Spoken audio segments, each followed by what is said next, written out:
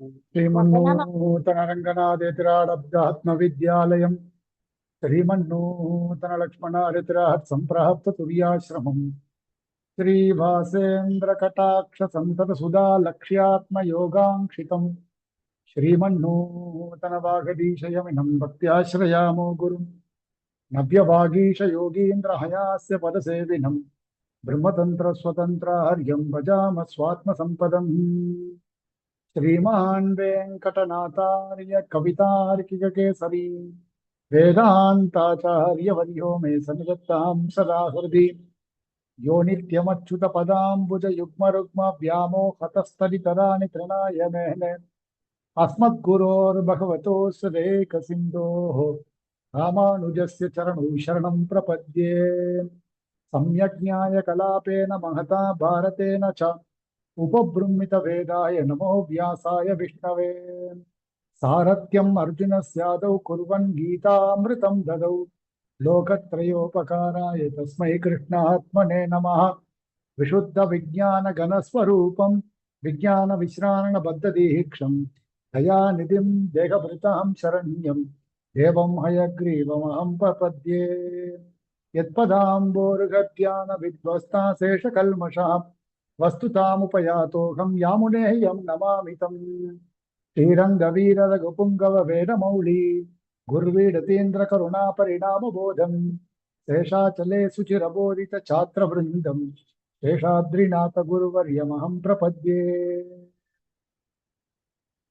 எல்லாருக்கும் என்னுடைய பிரணாமங்கள். ரொம்ப நாள் கழிச்சு, ரொம்ப மாசம் கழிச்சு கீதா பாஷ்யத்தை மறுபடியும் ஆரம்பிக்கணும். எம்பெருமான் ஆச்சாரியன் அனுகிரகம் இதுல இருந்து ஆரம்பிக்கக்கூடிய விட்ட கிளாஸ் எல்லாமே, விட்ட கிளாஸு, காலக்ஷேபங்கள் எல்லாமே சுபமுகூர்த்த தினமா இருக்கக்கூடிய இன்னும் தொடங்கி, அதுவும் நம் ஆச்சாரியன் கோழியாளம் சுவாமியினுடைய திருநக்ஷத்திர தினம் பங்குனி அனுஷம். இந்த தினம் தொடக்கமாக நாம மறுபடியும் விட்ட கிளாஸ் எல்லாம் ஆரம்பிக்கிறோம். அதன்படி எதெல்லாம் பாக்கி இருக்கோ, இப்ப கீதா பாஷ்யம் அப்படின்னு எடுத்துட்டால் இன்னும் தொடங்கி மறுபடியும் ஆரம்பமானது 9வது அத்தியாயத்திலிருந்து ஆரம்பிக்கணும். ஏற்கனவே 9வது அத்தியாயத்துல 10 ஸ்லோகங்கள் ஆயிருக்கு. இருந்தாலும் கூட அனுசூத்தமா முதல்ல இருந்தே ஆரம்பிக்கலாம் அப்படின்றதுனால சிகீர்ஷிதஸ்ய காரியஸ்ய நிர்விக்ன பரிசமாப்தியர்த்தம் அப்படின்னு சாஸ்திரத்துல சொல்லுவா. செய்ய ஆசைப்படக்கூடிய காரியமானது விக்னம் இல்லாமல் நிறைவேறணும். அதனால ஆச்சாரியனை பிரார்த்தித்து கொண்டு மறுபடியும் தொடங்குறோம். மிச்சம் இருக்கக்கூடிய மற்ற வகுப்புகள் சில்லறை ரகசியம் பாக்கி இருக்கு. அதே மாதிரி வேதாந்த தீபம், வேதாந்த சாரம் பாக்கி இருக்கு. அதெல்லாமும் தொடங்கி கிரமசா பூர்த்தி பண்ணணும் அப்படின்றத அடியேனுடைய ஒரு எண்ணத்தை ஆச்சாரியன் திருவடிகள்ல பிரார்த்தித்து கொண்டு நாம 9வது அத்தியாயத்திலிருந்து மறுபடியும் ஆரம்பிக்கலாம். 8 அத்தியாயங்கள் ஏற்கனவே ஆயிடுத்து. இதையும் முதல்ல இருந்து ஆரம்பிச்சா ஏற்கனவே இது 3 வருஷ காலமா நம்ம பார்த்துட்டு இருக்கோம். மறுபடியும் இது மறுபடியும் அந்த சமயம் பிடிக்கும் அப்படின்றதுனால இது 9வது அத்தியாயத்திலிருந்து தொடங்குறோம் இந்த கீதா பாஷ்யத்தை. இது கலந்துக்கிறவாள், புதுசாக கலந்துக்கிறவா எல்லாருமே இந்த 9வது அத்தியாயத்திலிருந்து கவனிச்சிருந்தா பெருமாள் அனுகிரகம், ஆச்சாரியன் கட்டாட்சம் மறுபடியும் இத முதல்ல இருந்து அனுபவிக்கக்கூடியதான ஒரு காலத்தை பெருமாளும் ஆச்சாரியனும் நமக்கு வழங்குவார்கள். அதன்படி இப்போ 9வது அத்தியாயத்திலிருந்து பார்க்கலாம். ஆளவந்தாருடைய கீதார்த்த சங்கிரக ஸ்லோகங்கள். ஏற்கனவே நாம தனியாகவே கீதார்த்த சங்கிரகத்தை ஒரு 16 ஸ்லோகங்கள் பார்த்திருக்கோம். இருந்தாலும் கீதா பாஷ்யம் வரும்பொழுது ஆளவந்தாருடைய கீதார்த்த சங்கிரகத்தையும் அனுபவித்து அந்த அத்தியாயத்தினுடைய சாரத்தை ஆளவந்தார் எப்படி தெரிவிக்கின்றார் என்பதையும் அனுபவித்து பிறகு பாஷ்யக்காரர் எப்படி இதை நயனம் செய்கிறார் அப்படின்றதையும் பார்க்கலாம். நம்மளுடைய ஆரம்பத்திலே நாம பண்ணிக்கொண்டதான பிரதிஜை எப்படி சுவாமி தேசிகன் பூர்த்தியா நாம தாத்பரிய சந்திரிகை எல்லாம் பார்க்க போறது இல்லை, பாஷ்யத்தை தான் பார்க்க போறோம். பாஷ்யத்தை விவரணத்தோட பார்க்க போறோம். எந்தெந்த இடங்கள்ல தாத்பரிய சந்திரிகைகள்லாம் தேவைப்படுறதோ அந்த விவரணங்களை பார்த்துட்டு நாம மேல போகலாம். ரெண்டாவது சக்கத்துல இந்த அத்தியாயம் 4வது அத்தியாயம், அதாவது 3வது அத்தியாயம். முதல் சக்கம் கர்மயோகத்தை பற்றியும் ஞான யோகத்தை பற்றியும் தெரிவிக்கின்றது. 2வது சக்கம் பக்தி யோகத்தை பற்றி தெரிவிக்கிறது. 3வது சக்கம் நம்ம சித்தாந்தத்துல பூர்வசேஷா அப்படின்னு சொல்றோம்.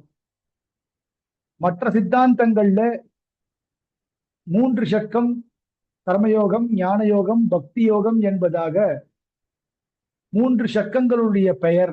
1லிருந்து 6 கர்மயோகம், 7லிருந்து 12 ஞான யோகம், 13லிருந்து 18 பக்தி யோகம் என்பதாக தெரிவிக்கிறார்கள். நம்முடைய சித்தாந்தத்துல அப்படி இல்லை. முதல் 6 சக்கங்களுக்குள்ளேயே கர்மயோகம், ஞான யோகம் இவைகள் எல்லாம் சொல்லப்படுகின்றன. 3 கர்மயோகங்களை பற்றியும், அதாவது முதல் சாஸ்திர அவதரணம் என்பதாக முதல் அத்தியாயத்தையும், 2வது 3வது கர்மயோகத்தை பற்றியும், 4வது அத்தியாயத்துல கர்மயோகம் ஞான யோகம் 2ஐ பற்றியும், 5வது அத்தியாயத்துல ஞான யோகத்தை பற்றியும், 6வது அத்தியாயத்துல ஞான யோகத்தை காட்டிலும் கர்மயோகம் சிறந்தது என்பதை பற்றியும் தெரிவிக்கின்றார் பெருமாள். 7லிருந்து ஆரம்பிச்சு 12 வரைக்கும் பக்தி யோகத்தை பற்றி தெரிவிக்கின்றார். 13 தொடக்கமாக 18 வரை பூர்வசேஷா அப்படின்னு முன்பு சொல்லாத விஷயங்களை 13 தொடக்கமாக 18 வரை தெரிவிக்கின்றார். இப்படி நம் சித்தாந்தம் இது. இது ஆளவந்தார் 4வது கீதார்த்த சங்கிரக ஸ்லோகங்கள்ல 4வது 5வது ஸ்லோகங்கள்ல இந்த விஷயங்களை தெளிவாகவே தெரிவிக்கிறார். 2, 3, 4 இது 3 ஸ்லோகங்கள்ல 3 சக்கத்தினுடைய அர்த்தங்களை தெரிவித்து விட்டு 5வது ஸ்லோகத்தின் மூலமாக இந்த விஷயத்தை விளாவரியாக சாதிக்கின்றார். இப்போ இந்த 9வது அத்தியாயத்தினுடைய சாரமாக இருக்கக்கூடியது 13வது ஸ்லோகம், கீதார்த்த சங்கிரக ஸ்லோகம். அதுல ஸ்வமாஹாத்மிய மனுஷ்யத்வே பரத்வேச்ச மகாத்மனாம் விசேஷோ நவமபயோகா பக்திரூப பிரகீர்த்திதா என்பதாக சொல்லப்பட்டிருக்கு. ஸ்வமாஹாத்மிய மனுஷ்யத்வே பரத்வேச்ச மகாத்மனாம் விசேஷா நவமே யோகா பக்திரூப பிரகீர்த்திதா.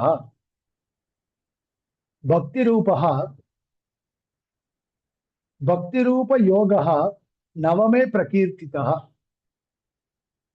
எப்படி மகாத்மனாம் விசேஷா,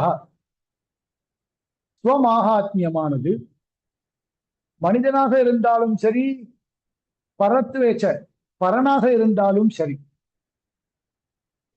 அப்போ தன்னுடைய மகிமையை பற்றி தெரிவிக்கின்றார் பெருமாள்.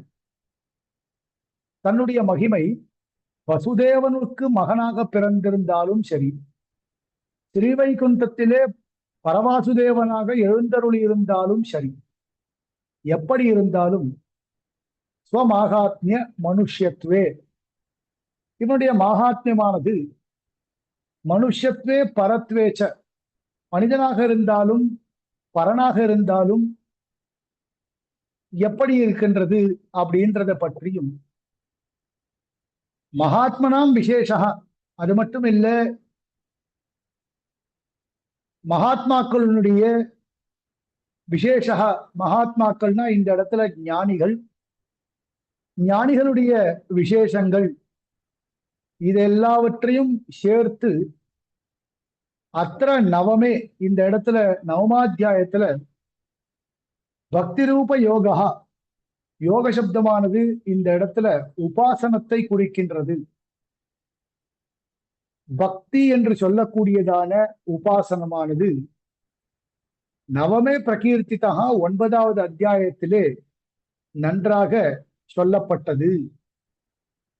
ஸ்வமாகாத்மிய மனுஷ்யத்வே, தன்னுடைய பெருமை, மனுஷ்யத்வே பரத்வம், மனுஷ்யத்வே பரத்வம் ச, மனிதனாக இருக்கும் பொழுதே அவருக்கு இருக்கக்கூடியதான பரத்வம்,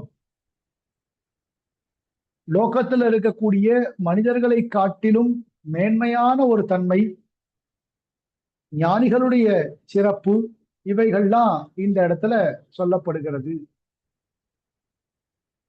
எம்பெருமான் கண்ணன்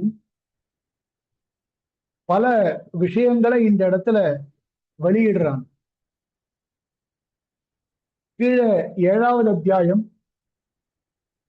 8வது அத்தியாயம், இவைகள்ல சொல்லப்பட்டதான விஷயங்கள். இப்போ 7வது அத்தியாயத்துல எம்பெருமானை பற்றியதான ஒரு உயர்ந்ததான ஒரு ஞானம். சேத்தனன், அதாவது ஒரு பக்தன், எம்பெருமானை அறிந்து கொள்வதற்கு அவனாலே அளிக்கப்படக்கூடியதான ஒரு நிர்ஹேதுகமான ஒரு கிருபை. இப்போ எம்பெருமானுடைய நிர்ஹேதுகமான ஒரு கிருபையானது நம்மீது இருந்தால் அந்த பக்தனுக்கு சுலபமாக மோட்சத்தை பெறுவதில் எந்த விதமான தடையும் இருக்காது. அதனால பகவானுடைய நிர்ஹேதுகமான கிருபை தான் இந்த இடத்துல தேவைப்படுறது. 7வது அத்தியாயமா இருக்கட்டும், 8வது அத்தியாயமா இருக்கட்டும், யாரெல்லாம் என்னை வந்து சேவிக்கின்றனர், யார் என்னை சேவிக்கிறதே இல்லை, சேவிக்கிறவாளுக்குள்ளேயும் யாருக்கு மேன்மையானது இருக்கிறது, ஆர்த்தஹா, அர்த்தார்த்தி, ஜிக்ஞாசுகு, ஞானி என்று சொல்லக்கூடியதான இந்த 4வரில் ஞானி என்பவர் எப்படிப்பட்ட ஒரு மேன்மை பொருந்தியவர். இப்போ எம்பெருமான் கண்ணனை நன்றாக தெரிந்து கொண்டு எம்பெருமானுடைய யாதாத்மிய ஞானம், அதாவது எம்பெருமானை பற்றியதான ஒரு யாதாத்மியம், எம்பெருமான் விஷயகமாக உள்ளதை உள்ளபடி அறிந்து கொள்ளக்கூடியதான அறிவை யார் பெறுகிறார்கள்? அப்போ ஐஸ்வர்யார்த்தி, கைவல்யார்த்தி, மோக்ஷார்த்தி என்பதாக இந்த 3 விஷயங்களையும் எடுத்து சொல்லி இவைகளுக்கு சாதனமாக இருக்கக்கூடியது எம்பெருமான் விஷயக பக்தி என்பதாக எம்பெருமான மீது எந்த அளவு எப்படி பக்தி செலுத்த வேண்டும் என்பதை பற்றியும் தெரிவிக்கிறார். பகவத் பிராப்தி எப்படி இருக்க வேண்டும், இதெல்லாம் அங்க சாதித்தார். இப்போ இந்த இடத்துல எம்பெருமானே பிராப்தியம், எம்பெருமானே பிராபகம், எம்பெருமானே தாரக போஷக போக்கியங்கள் எல்லாமாக இருக்கக்கூடியவன் எம்பெருமான் அப்படின்ற விஷயத்தை இந்த இடத்துல ஸ்பஷ்டமாகவே தெரிவிக்கின்றார் பெருமாள். இந்த 9வது அத்தியாயங்கள் இது மாதிரியான கீதார்த்த சங்கிரகத்துல பார்க்கும்போது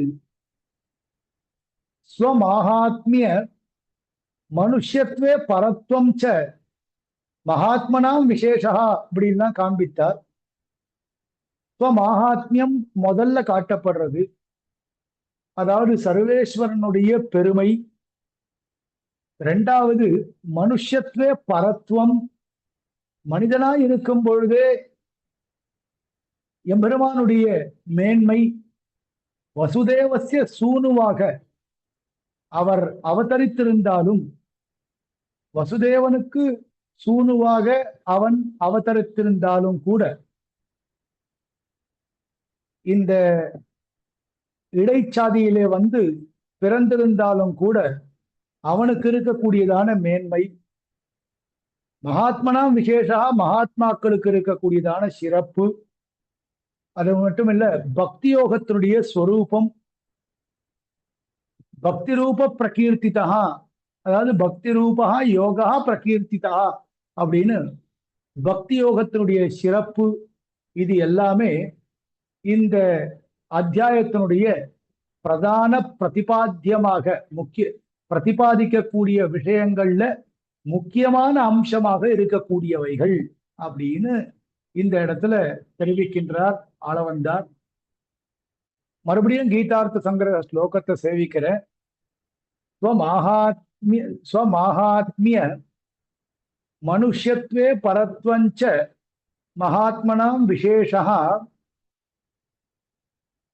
யோகா பக்தி ரூப பிரகீர்த்திதா என்பதாக நவமே யோகா பக்தி ரூப பிரகீர்த்திதா ஸ்வமாஹாத்மியம் மனுஷ்யத்வே பரத்வஞ்ச மகாத்மனாம் விசேஷோ நவமே யோகா பக்தி ரூப பிரகீர்த்திதா அப்படின்னு சொல்லப்படுறது. இனிமேல் பகவத்கீதையினுடைய ஸ்லோகங்களை பாஷ்யக்கார் அருளி செய்ததான பாஷ்ய சகிதமாக பார்க்கலாம். சுஜாதா கேளுங்கோ. நமஸ்காரம். இப்போ ஆளவந்தாரோட அந்த ஸ்லோகத்தை சொல்லும்போது பக்தி யோகத்தை பத்தி அவர் சொல்றது வந்து சரணாகதியை பத்தி சொல்றாரா இல்ல உபாசனம் பண்ணி பண்றத பத்தி சொல்றாரா? பக்தி தான். பக்தி பக்தி சரணாகதி இல்ல. சரணாகதி யம நியம ஆசன பிராணாயாம பிரத்யாகார தியான தாரண சமாதி அப்படின்னு சொல்லக்கூடியதான அஷ்டாங்கங்களோடு சேர்ந்த பக்தியானது வெளிப்படுகிறது. சரணாகதி இங்க சொல்லல. உபாசக பேத நிபந்தனா விசேஷாக பிரதிபாதிதாக. பாஷ்யக்காரர் 9வது அத்தியாயத்தினுடைய அவதாரிக்கைய அருளி செய்யும் பொழுது உபாசக பேத நிபந்தனா விசேஷாக பிரதிபாதிதாக, உபாசகர்களுக்குள்ள இருக்கக்கூடியதான பேதங்கள் அதெல்லாம் சொல்லப்பட்டன இதற்கு முன்பு. உபாசகர்கள் யாரு, உபாசகர்களுக்குள்ள இருக்கக்கூடியதான பேதங்கள் என்னென்ன, அந்த பேதங்கள் எல்லாமே இதற்கு முன்பு தெரிவிக்கப்பட்டன. இதானிம் இப்பொழுது உபாசிய பரமபுருஷஸ்ய மகாத்மியம், உபாசியனாக இருக்கக்கூடிய உபாசிக்கப்படக்கூடியவனாக இருக்கக்கூடிய பரமபுருஷஸ்ய பரமபுருஷனுடைய மகாத்மியம், மகாத்மியமானது ஞானினாம் விசேஷம் ச, ஞானிகளாக இருக்கக்கூடியவர்களுடைய விசேஷங்கள் என்னென்ன விசோத்திய தெளிவாக விசாரிக்கப்பட்டு பக்தி ரூபஸ்ய உபாசனஸ்ய ஸ்வரூபம் உச்சதே. பக்தி என்று சொல்லக்கூடியதான உபாசனத்தினுடைய ஸ்வரூபமானது இங்கே தெரிவிக்கப்படுகிறது. ஸ்ரீ பகவானுவாச்ச இதம் துதே குஹ்யதமம் பிரவக்ஷ்யாம்யனசூயவே ஞானம் விஜ்ஞான சகிதம் யஜ்ஞாத்வா மோக்ஷ்யசே சுபாத். இதம் துதே குஹ்யதமம் பிரவக்ஷ்யாம்யனசூயவே ஞானம் விஜ்ஞான சகிதம் யஜ்ஞாத்வா மோக்ஷ்யசே சுபாத். பிரதிபதார்த்தம் முதல்ல பார்க்கலாம், அதன் பிறகு பாஷ்ய பங்கியினுடைய அர்த்தத்தை பார்க்கலாம். யஜ்ஞாத்வா எதை அறிந்து கொண்டு, அசுபாத்து மோக்ஷியசே, பெருமாள் அர்ஜுனனை பார்த்து சொல்றார், எதை அறிந்து கொண்டு அசுபாத்து மோக்ஷியசே, அசுபத்திலிருந்து விடுபடுகிறாயோ. அசுபம் அப்படின்னா தடைகள், எதற்கு தடைகள்? என்னை அடைவதற்கு தடைகளாக இருக்கக்கூடியதான அசுபங்களிலிருந்து விடுபடுகிறாயோ, மோக்ஷியசே, விடுபடுகிறாயோ.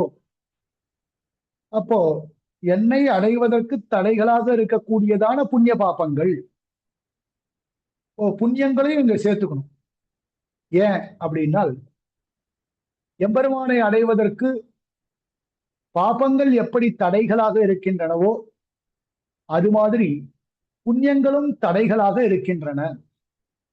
ஆகையினால மோட்சத்திற்கு இரண்டுமே விரோதிகள். இப்போ இரண்டுமே புண்ணிய பாப ரூப கர்மாக்கள் இரண்டுமே என்னை அடைவதற்கு தடைகளாக இருக்கின்றன. அப்போ என்னை அடைவதற்கு தடைகளாக இருக்கக்கூடியதான அசுபங்களிலிருந்து மோக்ஷியசே, விடுபடுகிறாயோ. இதம் குஹ்யதமம் ஞானம், அதை தெரிவிக்கின்றேன். ஓ, இதம் குஹ்யதமம் ஞானம் சாதாரணமான விஷயம் இல்லை, அத்தியந்தம் ரகசியமான விஷயம். அத்தியந்தம் ரகசியமாக இருக்கக்கூடிய உபாசன ரூபமாக இருக்கக்கூடியதான இந்த அறிவை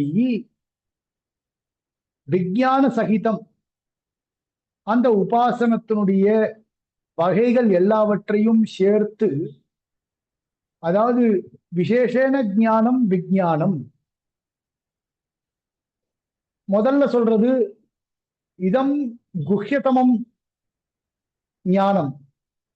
அப்போ முதலில் சாமான்யமாக ஒரு அறிவு, அதன் பிறகு விசேஷமான ஒரு அறிவு. அந்த விசேஷமான அறிவுடன் கூட அனசூயவே தே, என்னிடத்துல அசூயான பொறாமை, என்னிடத்துல எந்த விதமான பொறாமையும் இல்லாத உனக்கு, துப்யம் தே, சதுர்த்தி ஏகவச்சனம், அனசூயவே. அப்போ அசூயை இல்லாதவனான அர்ஜுனா உனக்கு பிரவக்ஷியாமி, நான் தெரிவிக்கின்றேன். பிரகர்ஷேன வக்ஷியாமி, முழுவதுமாக தெரிவிக்கின்றேன். இப்ப பாருங்க, யத் ஞாத்வா அசுபாத்து மோக்ஷியசே ததகம் பிரவக்ஷியாமி. இதம் து தே குஹ்யதமம், இதம் து குஹ்யதமம் ஞானம் விஞ்ஞான சகிதம் அனசூயவே தே பிரவக்ஷியாமி. ஸ்லோகத்தினுடைய அர்த்தம் ஸ்பஷ்டம். இதம் து தே குஹ்யதமம் பாஷ்யக்காரருடைய பங்கி. அத்தியந்தம் குஹ்யதமம் ஞானம், அத்தியந்தம் ரகசியமான ஞானம். சாதாரணமாக தெரிந்து கொள்ள முடியாது. குமுதமோ கல்கண்டோ ஆனந்த விகடனோ படிக்கிறா போல அதெல்லாம் தெரியாது நமக்கு. அப்படி எல்லாம் படிச்சு தெரிஞ்சுக்க முடியாது. ரகசியார்த்தம் ஆச்சாரியன் திருவடி வாரங்கள்ல பிரார்த்தித்து சூக்ஷ்மமான அர்த்தங்களை தெரிந்து கொள்ள வேண்டியது இருக்கக்கூடிய ஒரு ஞானம். பக்தி ரூபம் உபாசனாக்கியம் ஞானம். பக்தி என்று சொல்லக்கூடியதான உபாசனத்தை பற்றியதான ஞானம்.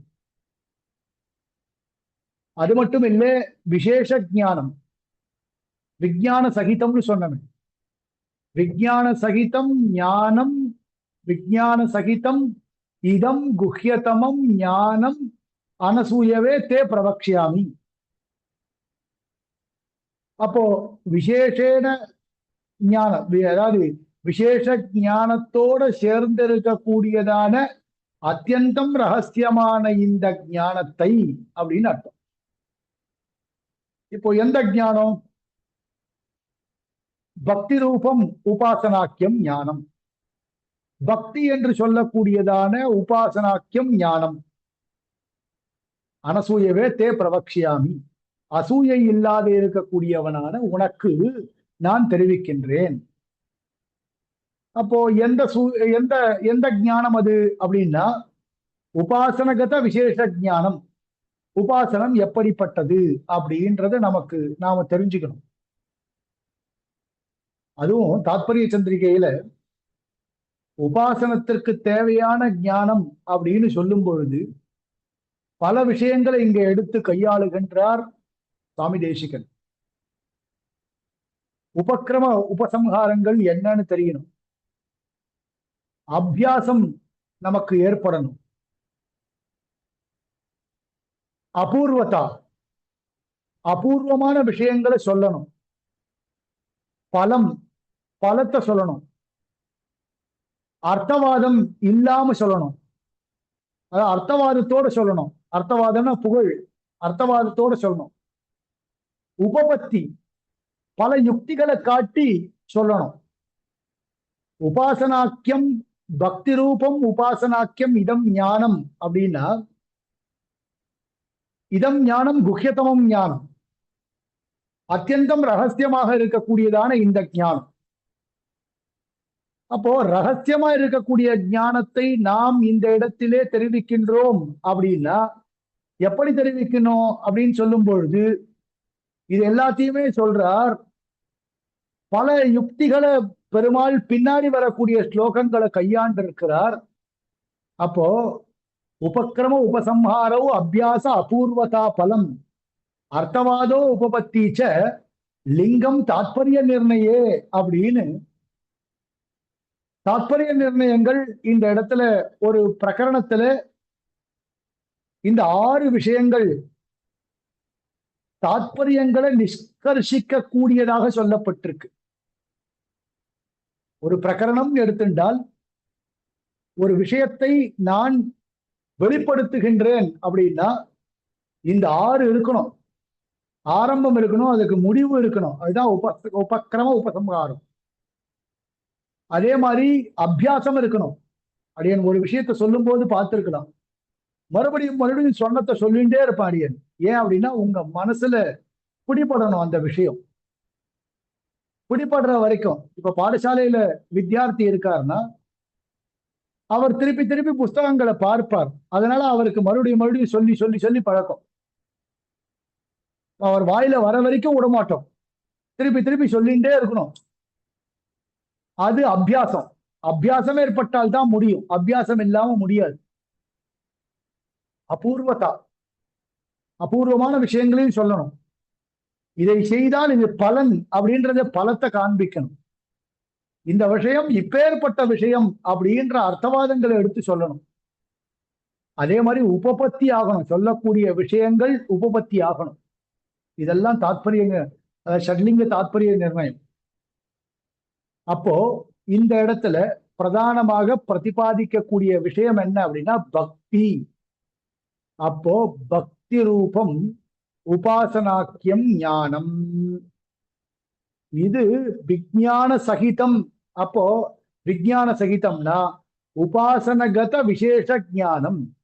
அப்போ ஒரு உபாசனம் பண்றோம் அப்படின்னா எப்படி இருக்கணும்? ஏஷத்துவா அதிவததி எஸ் சத்தியேன அதிவததி அப்படின்னு சொல்லி சாந்தோக்கிய உபனிஷத் ஸ்ருதி வாக்கியம் இருக்கு. எம்பெருமான் சத்தியசப்தம் எம்பெருமானை குறிக்கக்கூடியதான சப்தம். ஏஷத்துவா அதிவததி எஸ் சத்தியேன அதிவததி. சத்தியம் அப்படின்னு சொல்லக்கூடியது இந்த இடத்துல எம்பெருமானை எவனொருவன் நன்றாக தெரிவிக்கின்றானோ, எம்பெருமானுடைய மேன்மையான விஷயங்களை எவனொருவன் நன்றாக தெரிவிக்கின்றானோ, அப்போ எம்பெருமானை பற்றி தெரிவிக்கக்கூடியவன், ஸ்பஷ்டமா தெரிவிக்கக்கூடியவன் எவன் இருக்கிறானோ அவன் இந்த அதிவாதம் செய்பவனாக இருக்க மாட்டான். இப்போ கைவல்ய நிஷ்டனை காட்டிலும் ஞானிக்கு இந்த அதிவாதம் பண்ணாமல் இருப்பான் எம்பெருமானுடைய மேன்மை விஷயத்துல. அப்படிப்பட்ட அனசூயவே தே வக்ஷியாமி. எப்படி அவன் அனசூயான்னு சொன்ன?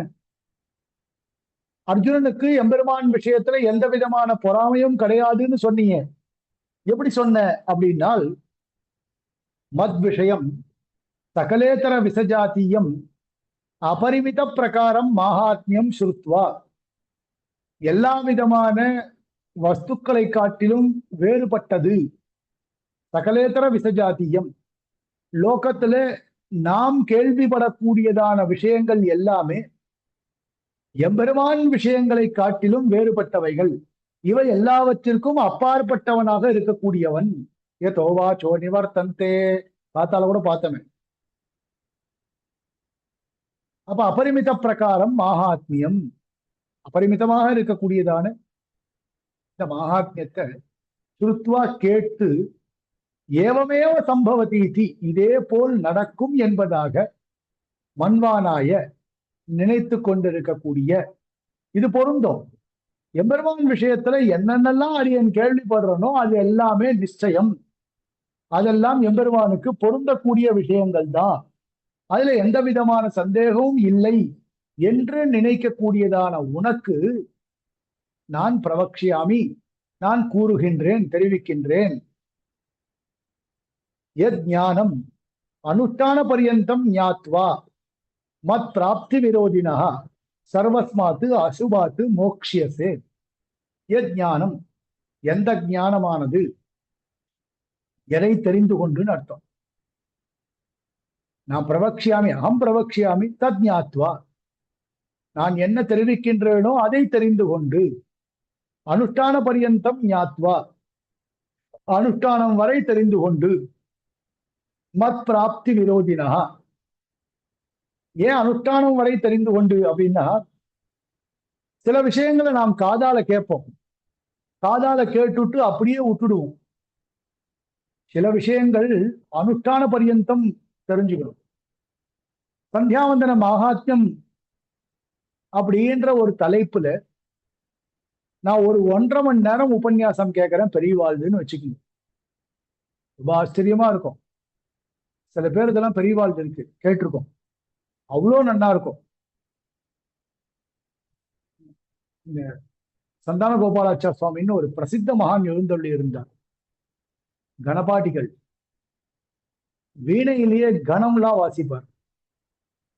அப்பேற்பட்ட மகான், அவருடைய சந்தியாவந்தன பாஷ்யம் அந்த விளக்கங்கள்லாம் கேட்டால் அவ்வளோ நன்னா இருக்கும். நம்ம முக்கூர் சுவாமியினுடைய உபன்யாசத்துல சிலது இருக்கு, அவ்வளோ அழகா இருக்கும். அதெல்லாம் சந்தியாவந்தனத்தை பத்தி தெரிவித்திருப்பார். இதெல்லாம் கேட்டுட்டு நான் சந்தியாவந்தனமே பண்றது இல்லை அப்படின்னால் எப்படி? ஞானம், நமக்கு எந்த ஞானமானது ஏற்பட்டு இருக்கிறதோ அந்த ஞானம் அனுஷ்டான பரியந்தம் இருக்கணும், அதுதான் முக்கியம். அப்ப அனுஷ்டான பரியந்தம் ஞாத்வா, குரு கிருபா அப்படின்னு நான் ஒண்ணு பண்றேன்னு வச்சுக்கோங்க, ஒரு உபன்யாசம் பண்றேன். ஆனா எங்க ஆச்சாரிய நான் சேவிக்கிறதே இல்லை அப்படின்னால், அத்தியாத்ம சாஸ்திரங்களை போதிக்கக்கூடிய ஆச்சாரியனை நான் மதிக்கிறதே இல்லைன்னா, குரு கிருபா அப்படின்ற உபன்யாசத்தினால என்ன பிரயோஜனம் இருக்கு? அப்ப யஜ்ஞாத்வா மத் பிராப்தி விரோதினா, என்னை அடைவதற்கு தடங்களாக இருக்கக்கூடியதான அசுபாத்து, அந்த அசுபங்களிலிருந்து மோக்ஷியசே, விடுபடுவாயாக அப்படின்னு இங்க சொல்றாரு. இது முதல் ஸ்லோகத்துடைய அர்த்தம். இதம் துதே குஹ்யதமம் பிரவக்ஷ்யாம்யனசூயவே ஞானம் விஜ்ஞான சகிதம் யஜ்ஞாத்வா மோக்ஷ்யசே சுபாத். அடுத்த ஸ்லோகம், 2வது ஸ்லோகம். ராஜவித்யா ராஜகுஹ்யம் பவித்ரம் இதமுத்தமம் பிரத்யக்ஷ அவகமம் தர்மிய சுசுகம் கர்த்தும் அவ்யயம்.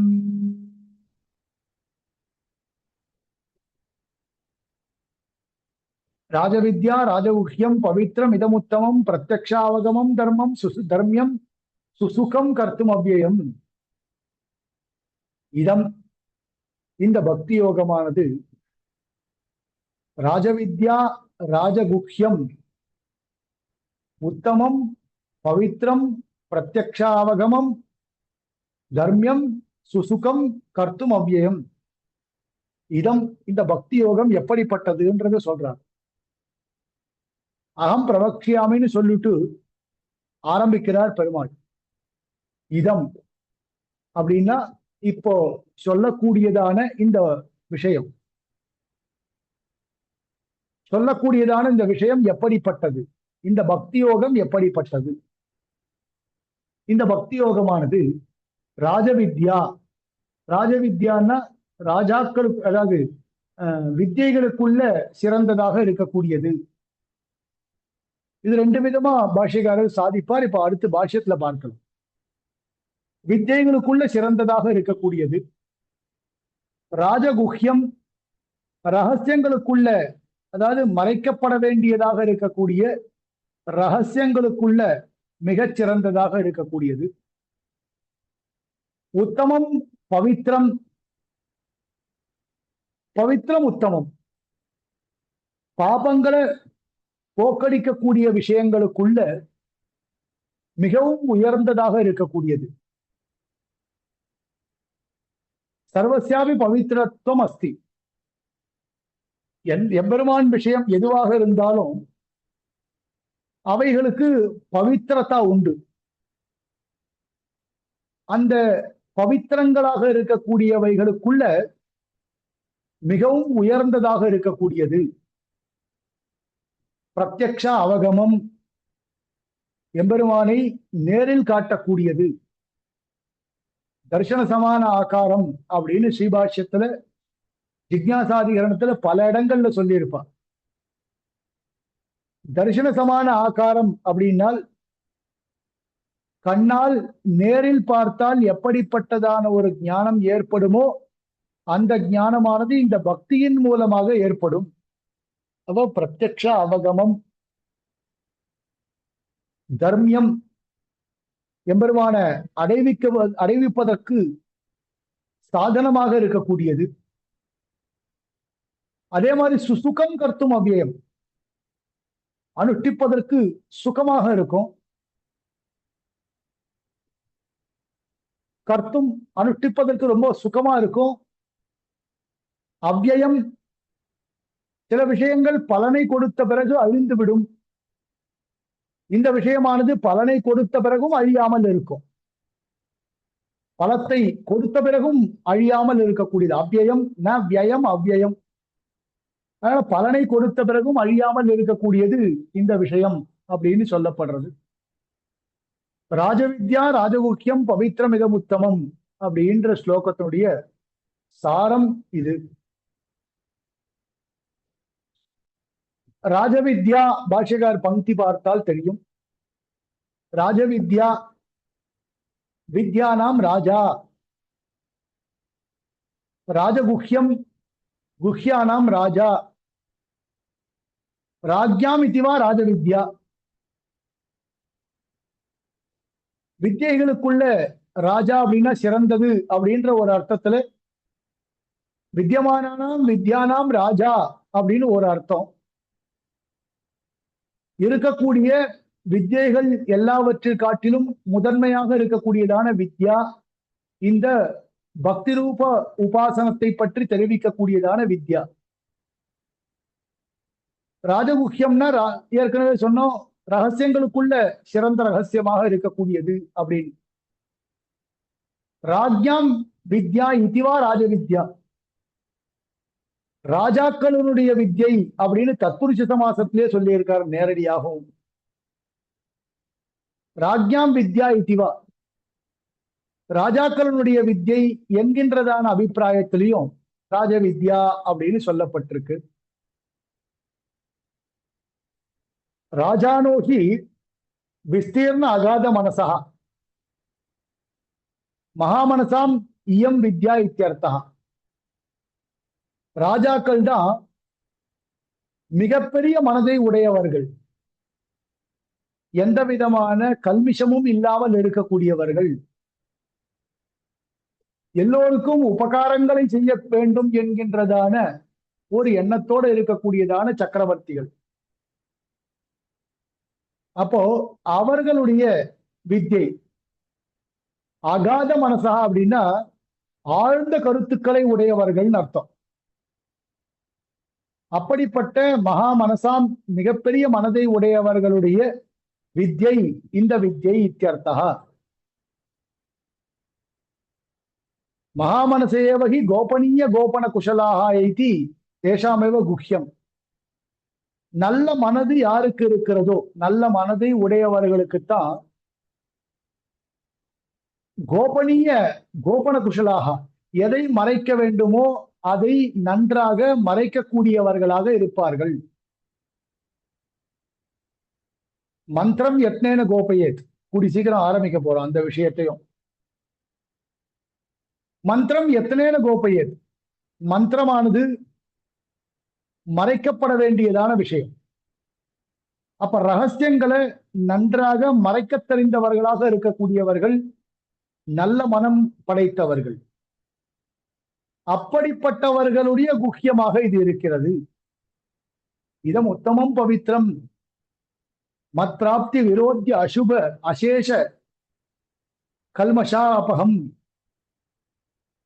அதாவது என்னை அடைவதற்கு தடைகளாக இருக்கக்கூடியதான விஷயங்கள் எதெல்லாம் இருக்கின்றதோ அவைகளை போக்கடிக்கக்கூடியவைகளாக இது இருக்கு. பிரத்யக்ஷ அவகமம் அவகமியத்தை இத்தி அவகமஹா விஷயா. நன்றாக புரிந்து கொள்ளப்படுகின்ற காரணத்தினால அது அவகமம் அப்படின்னு சொல்லப்படுறது. ஏ டு இசட் நன்னா தெரிஞ்சுக்கிறதுன்னு அர்த்தம். நன்றாக அறிந்திருத்தல்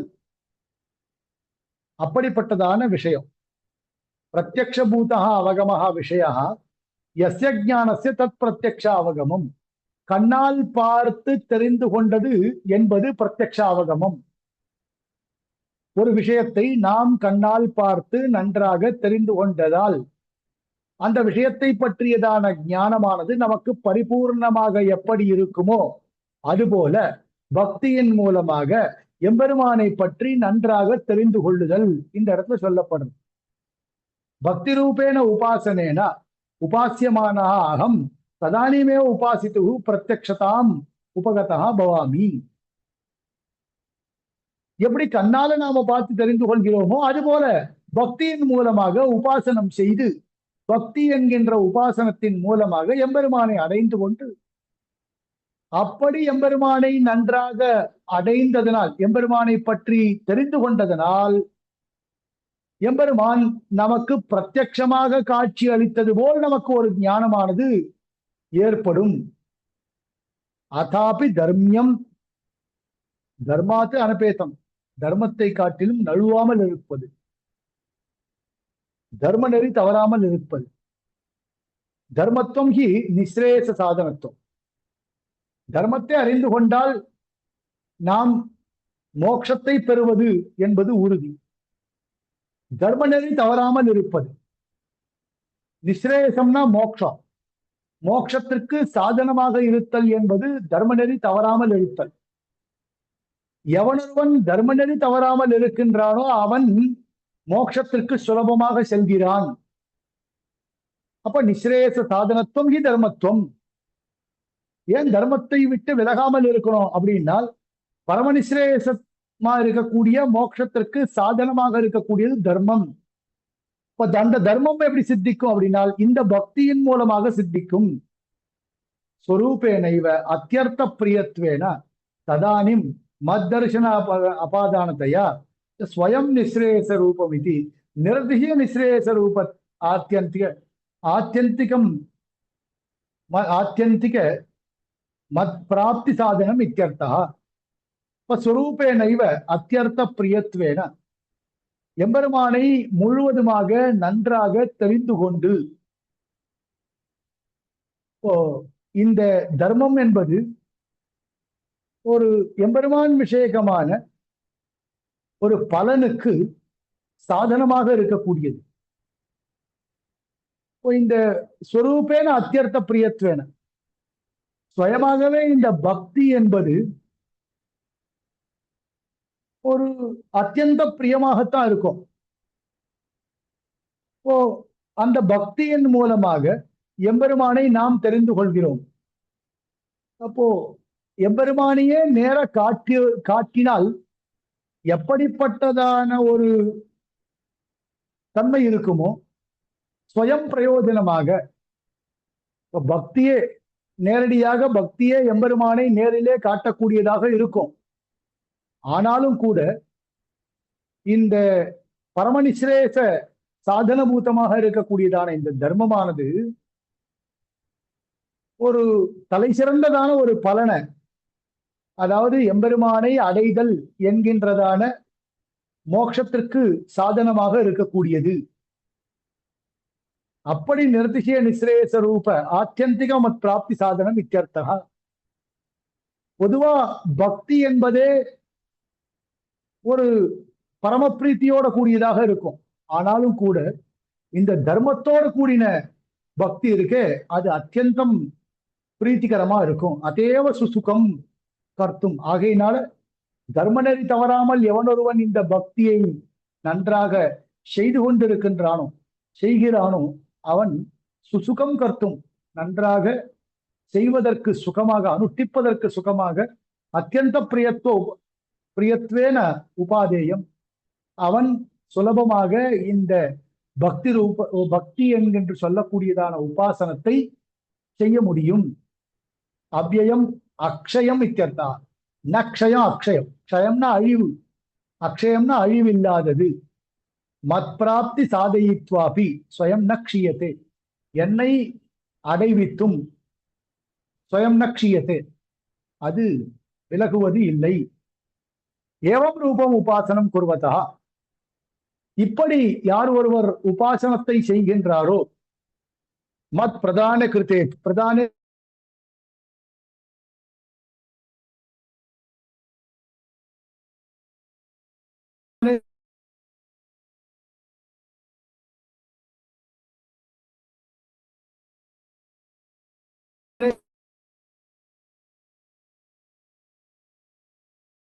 வாய்ஸ் கேட்கல. பவித்ரம் இதமுத்தமம் பிரத்யக்ஷ அவகமம் தர்மிய சுசுகம் கர்த்தும் அவ்யயம். சரி, இதோட இந்த காலக்ஷேபம் பூர்த்தி பண்ணிக்கலாம். சந்தியா காலம் ஆயிடுத்து. நாளைக்கு 3வது ஸ்லோகத்தை பார்க்கலாம். கவிதார்க்கிக சிம்மாய கல்யாண குணசாலினி ஸ்ரீமதே வெங்கடேஷாய வேதாந்த குரவே நமः. தாசம்.